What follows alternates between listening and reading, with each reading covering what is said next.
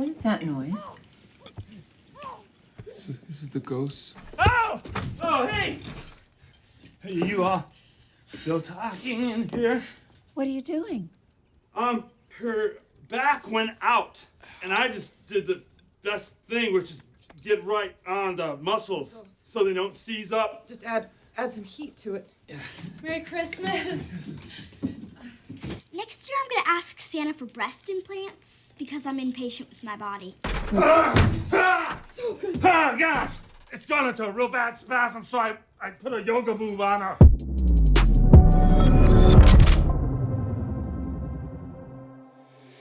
What's up, guys? Benny. President Trump has this innate ability to keep a secret when he doesn't want you to know something.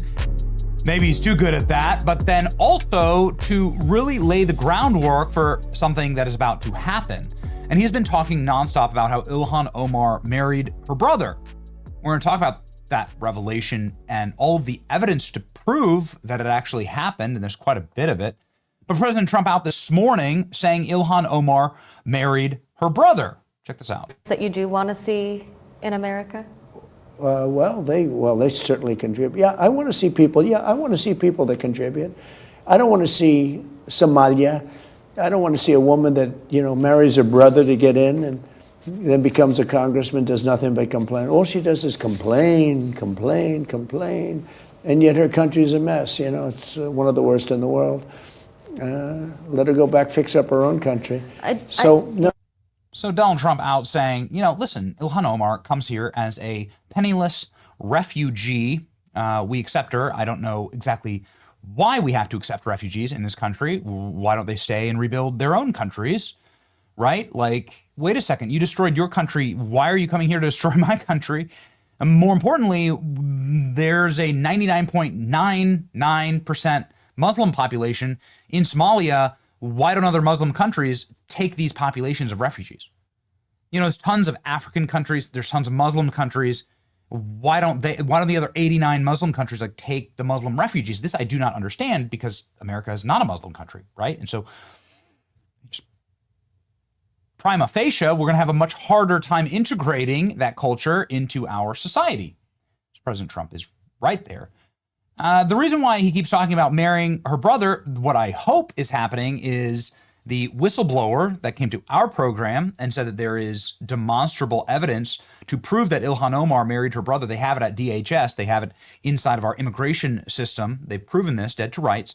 I hope that President Trump is going to release that. Allegedly, it's been brought to the White House. But this article is making the rounds once again. Exclusive, Ilhan Omar did marry her brother, and she did what she'd have to do to get him papers. U.S. Somali leader reveals. Laura Ingraham shared this last night. It's been seen by 25 million people. Also, the White House shared this last night. Look at this. Worth reading from 2020. It is a few years old, this article. Ilhan Omar did marry her brother and said that she'd do what she had to do to get a paper. So let's go ahead and read the article that they shared. We'll just go through the top line here, what the article states. The findings of the article and this investigation go like this. Ilhan Omar told friends years ago that the man that went on to become her second husband was in fact her brother. The first person to go on the record, speak out about it, is a Somali leader from Minneapolis. And he said, yeah, this is obviously her brother. She wanted to get him papers, and this is the way to fast track getting a visa. You marry someone. It had long been rumored that Omar and Ahmed Elmi are siblings. But because of the lack of paperwork in war-torn Somalia, it's never been uncovered. Also in Somalia, inbreeding is at rates of nearly 50% among tribal populations. So this isn't even frowned on. The whistleblower said she needed to get papers for her brother to go to school. We all thought she was just getting papers for him in the country. Omar was married to her second husband in 2009 by a Christian minister in a Christian church, although she was Muslim. So what she's doing is it's not seen as a real marriage in Islam.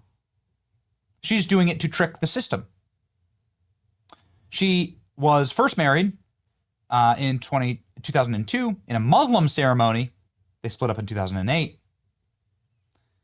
She had another child with her first husband while legally married to the man who is her brother. They got married. A lot of people were invited. It was a big Islamic wedding, uniting two large clans in the community. He added when she married her brother, no one knew about it. No one had been to the wedding because there wasn't even a marriage certificate. The marriage certificate was turned up years later. So this extensive and exhaustive story then leads to this. DNA evidence. Is this proof that Ilhan Omar married her own brother to bypass U.S. immigration rules? Conservative group's DNA test from the Congresswoman's cigarette butt purports to show 99% match for her second husband, her brother. So they went and they got a cigarette that she was smoking. You leave DNA on everything, that you touch, strand of hair, skin, whatever. They say that the match for the DNA taken from the cigarette butt and one that they got from Elmi's, this is her brother's, drinking straw are 99% match because, well, they're siblings. So, I don't know. Does this stand up to scientific rigor? Is this something that should be tested in a court of law, like an immigration court? Yeah, sure. Right? The president and his team should actually go about prosecuting this. Because again, according to my sources at DHS, they got it. They got her dead to rights. Maybe this is why Ilhan Omar is increasing her net worth, skyrockets to as much as $30 million a month after denying she was a millionaire. Ilhan Omar is now worth $30 million. She entered Congress with negative money. She was $65,000 in debt when she entered Congress in 2020. Now in 5 short years, she's a multi-millionaire. Really begs the question. Really begs the question. So Trump is repeating this time and time again.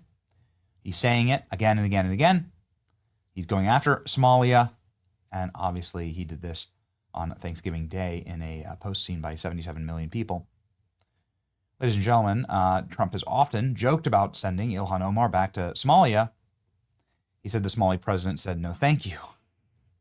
From Somalia, who's telling us to run our country. Would you like to take her back? He says, I don't want her. About the president of Somalia. Okay. I just met the head of Somalia and I suggested that maybe he'd like to take Ilhan Omar back, and he says, I don't want her. Okay. It's time to get smart as a country. You can't bring people here who are incompatible with Western culture, with Western civilization. That's just a matter of fact. For harmony of society, you should ask that those, if there is actual refugees, by the way, like you destroyed your country, you destroyed your own country. Why are you claiming to be a refugee to come here and destroy ours? I don't get that. I don't understand that at all.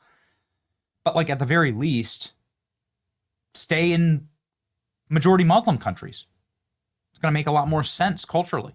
It's going to lock in, stay in the region of Africa. Like that's obviously where Somalia is. You probably want to go back to your homeland, right? You love Somalia so much. But also there's so many major and critical cultural problems here, like the coefficients for inbreeding, but also child brides, genital mutilation for women, tribal warfare, economies based entirely on piracy and fraud. And it's worked out nightmarishly for America because it's not Western civilization. And if you bring enough people here from Somalia, then you'll cease to have Western civilization. You'll have Somalian civilization. Nobody wants that. Nobody wants that.